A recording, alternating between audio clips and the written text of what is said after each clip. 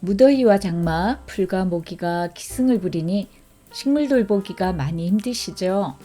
어떤 일들은 미뤄두었다 해도 되지만 꼭 해야 하는 일들이 있죠. 첫째, 온도도 높고 습도도 높은 장마철에는 식물들을 괴롭히는 유해한 균들이 극성을 부릴 수 있으니 소독해주거나 면역력을 높여주어야 하고요. 둘째, 잦은 비에 토양의 양분이 많이 손실되니 왕성하게 성장하고 있는 가을꽃들에게 영양분을 공급해 주어야 해요. 셋째, 습도가 높고 바람이 약하니 통풍에도 신경 써야 하고요. 마지막으로 이렇게 힘들고 귀찮은 작업만 있는 건 아닙니다. 즐거운 도전도 기다리고 있죠. 모종판 삽목보다 더 쉬운 땅에 막꽃기가 있으니 기대하셔도 좋습니다. 제가 장마철에 정원을 돌보는 이들 작업 과정을 소개해 볼게요. 마른 풀에서 주로 발견된다 하여 고초균이라 불리는 바실러스 서브틸리스라는 미생물을 활용해 보기로 했어요. 이 바실러스균은 토양에도 풍부하여 유기물을 분해하고 병원성 미생물을 억제하는 아주 착한 미생물인데요. 예전 영상 마른 풀로 멀칭하기 위해서는 건조한 날씨에 땅속 수분도 유지해주면서 면역력을 높이도록 작업했더랬어요. 그때 아이디어가 떠올랐는데요. 마른 풀로 액비를 만들어두면 장마철에 사용하면 좋겠다 싶어서 다음과 같이 액비 작업을 해두었습니다. 6월 중순이었는데요. 쑥, 개망초, 쇠뜨기 등 풀씨가 없는 키 큰 잡초들을 주로 베어다 말려두었어요. 이들 마른 풀에 정원의 흙도 한 컵 퍼서 넣었답니다. 고초균은 마른 풀뿐 아니라 흙 속에도 많거든요. 마른 풀과 흙이 담긴 대화이로 모아둔 쌀뜨물을 부어줍니다. 마른 풀을 한 번씩 뒤집어 주었고요. 적당히 빗물도 들어가면서 약 2주간 발효를 거친 뒤 액체만 따로 걸러 주었습니다.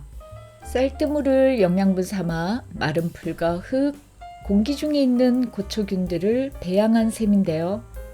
비가 잠시 그친 시간에 물과 섞어 잎에 뿌려 주었습니다. 이때 살균에 도움이 되는 식초도 섞어 봤어요.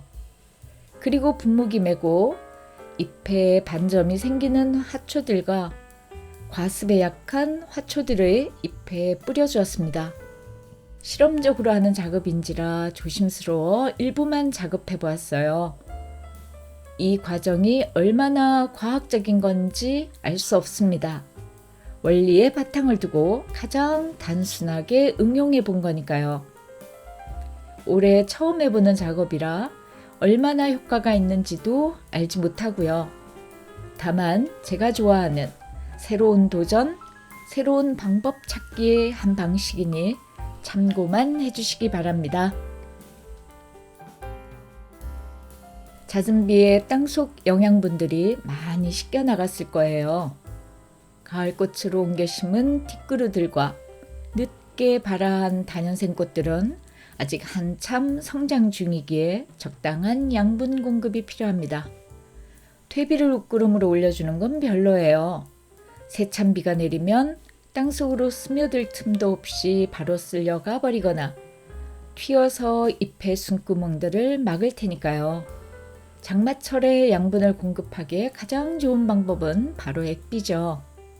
2년 동안 발효시킨 깻묵 액비와 한참을 쓰고도 남아있는 소변 액비를 정말이지 유용하게 잘 쓰고 있는데요. 비가 많이 온 데다 또 비가 내릴 거니까 많이 희석하지 않고 뿌려주면 되니 다른 때보다 액비 주기가 훨씬 쉽네요. 물과 거의 1:1로 희석하여 뒷그루들과 어린 싹들, 삽목하여 정식한 국화 등에 주었습니다. 높은 습도에다 바람까지 불지 않으니 잎들이 너무 빽빽하게 붙어 있으면 식물들은 몸살을 앓게 되죠.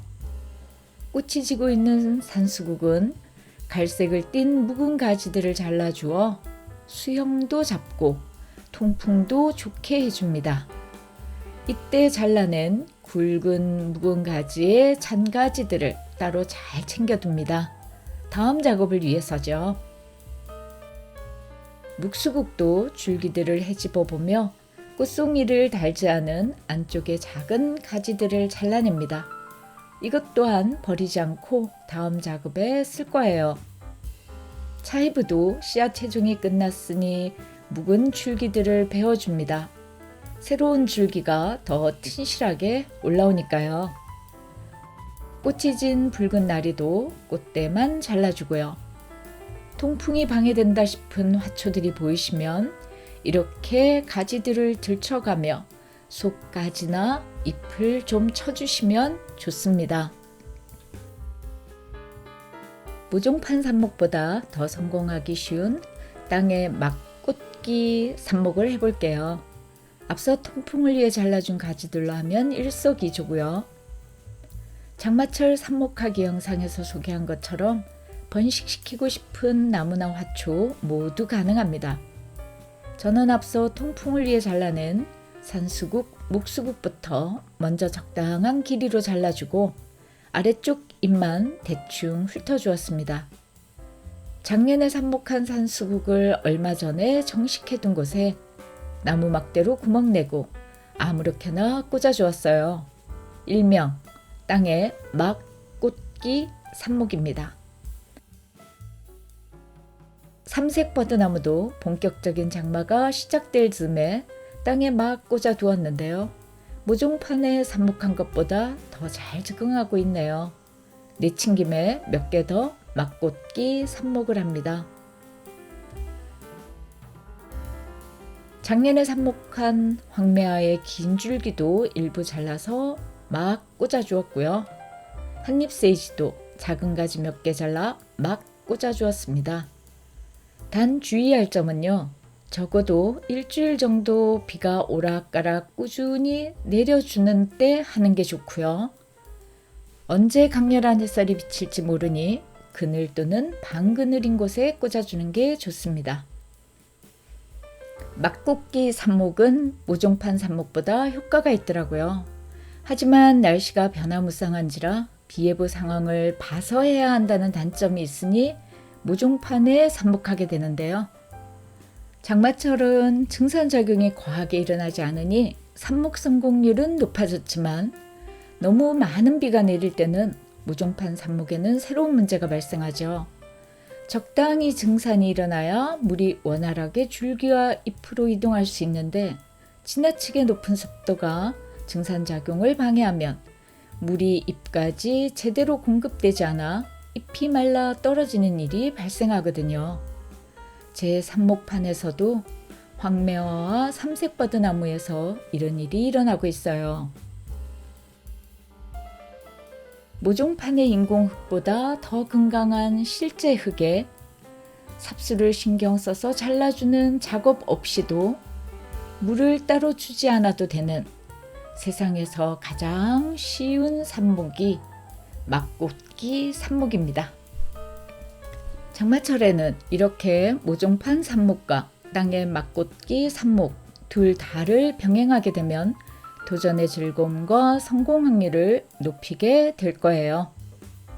제 영상은 입증된 결과들을 가지고 만들 때도 있지만 실험해보고 도전해보는 것 자체가 좋아 기록 일기와 같은 내용도 있어서 조심스러울 때도 많습니다. 제 도전이 발상의 전환에 조금이나마 도움이 되었으면 하는 바람일 뿐입니다. 오늘도 시청해 주셔서 감사합니다.